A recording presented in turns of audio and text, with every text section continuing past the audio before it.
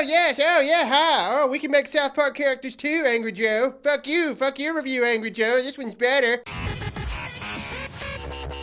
John, talk about Stick of Truth. Oh, what? Talk about Stick of Truth. South Park, Stick of Truth, a game I am genuinely excited to talk about. I guess, note, I am a South Park fanboy. I've seen every season, every episode. I follow the show pretty religiously. Oh my god, fanboy. Yeah, I'm a fanboy. So, yes, suck. yeah, I am very biased towards this game. I wanted this game to be really good, and lucky me, it turned out to be awesome. Alright, video's done.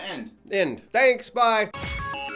First, let's talk about the good. We're going to talk about some good and bad, because this isn't a perfect game. It's a good game, and I love it, but it's not perfect. So the good qualities. You're in South Park. They did a really good job writing this game. It's one of the funniest games I've ever played, mostly because your protagonist doesn't speak. Like, right out of the gate, you get to choose how your character looks, and then they introduce your character as basically a silent protagonist. So the silent protagonist. Yeah. How original. Well, it works. Half-Life did it better.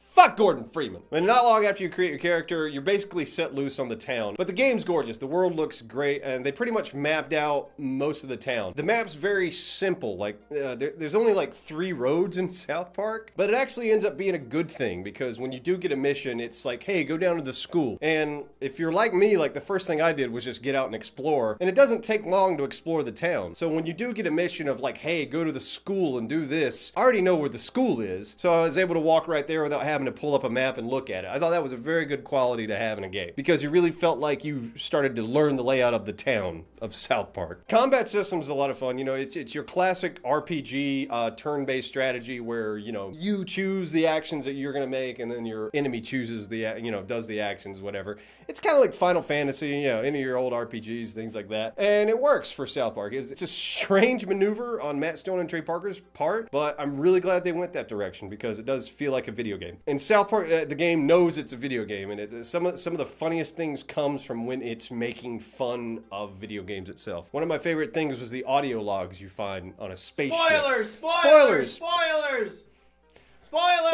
Okay! One of my favorite things is the audio... Spoilers! Fuck your fat face! One of my favorite things... Spoilers!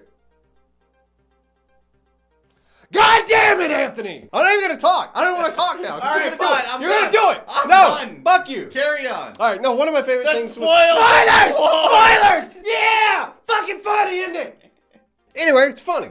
The customization options, there's not a lot of customization options when you start the game when you're making your character, and I thought it was weird at first, but as you play the game, you find, you know, pieces of makeup, glasses, wigs, all those things like that, and you can really customize your character to look however you want. All the costumes you find and all the equipment is a lot of fun, and you can take your equipment and put patches on them to give yourself, like, you know, power boost, things like that. So yeah, it plays like an RPG, more or less.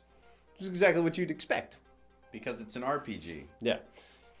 Wow. Okay, yeah. So the game's good. If I was going to give it a rating, it'd be a 9 out of 10. So let's talk about why it's not a 10 in my eyes. What's that one? What's that one? Technical issues that I ran into. Oh, no! The game plays, the game looks like South Park, and my biggest problem with the game is sometimes when you go in and out of buildings, loading screens. I wish those loading screens weren't there, because it breaks the flow of the game. You feel like you're part of this universe, and anytime you go in and out of the door, it's like, boom, screen. And it's like, if that were somehow mitigated, or if that wasn't there at all, this would be the perfect South Park game. Also, just some like technical issues. When you walk from one screen to another, sometimes there's a little stutter. It breaks the flow of the game. It pulls you out of the moment. It's like, you know, you don't feel like a kid in South Park anymore. You kind of, it breaks that fourth wall and kind of makes you realize like this is a video game. They got really close to making this a perfect South Park game, but because of these little technical glitches, I can't say that it is. The other minor thing is that the combat system is pretty easy just because of how it's set up. Unlike most RPGs where, you know, you're given a quest to go on, and you have sort of your,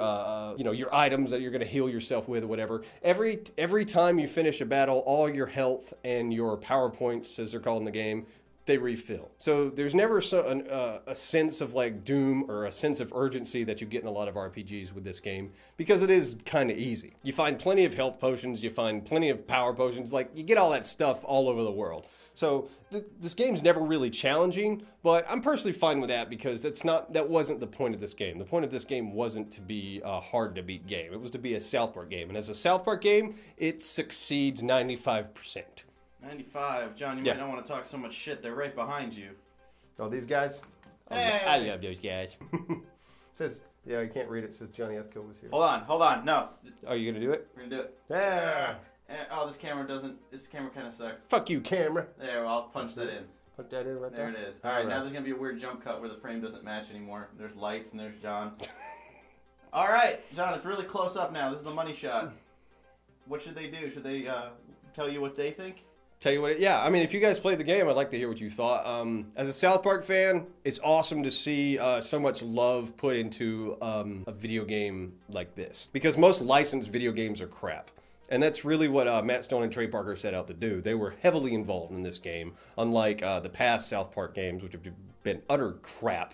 And they recognize that. And so it's nice to see people that create a show want to be that heavily involved in the creation of a video game based on the show. So from that aspect, I have a lot of respect for those guys. Well, that's my South Park review. I loved it. If you love South Park, you'll probably love the game. If you don't like South Park, don't go anywhere near this game. It's just as offensive and gross as the show is, which is why I think it's fantastic. Great. So they should comment and like and subscribe. Yeah, do the like, favorite, subscribe thing. Tell them to do that. Like, favorite, subscribe. Tell them again. They know. No, they don't. They know. You have to tell them. Every YouTube channel beats them over the head with it. Yeah, but we favorite, subscribe. But we fuck around with it, so that makes it more appealing, and hopefully they actually do it. Is that the plan? It's called reverse psychology. Oh, okay. Thanks, Freud. Yeah, is we that done? Can I leave? Can I go? You can't leave until you do I got fucking anime. You gotta do something funny for the ending. Ah! Look, I'm touching Lara Croft's tits. Yay! Fucking ending.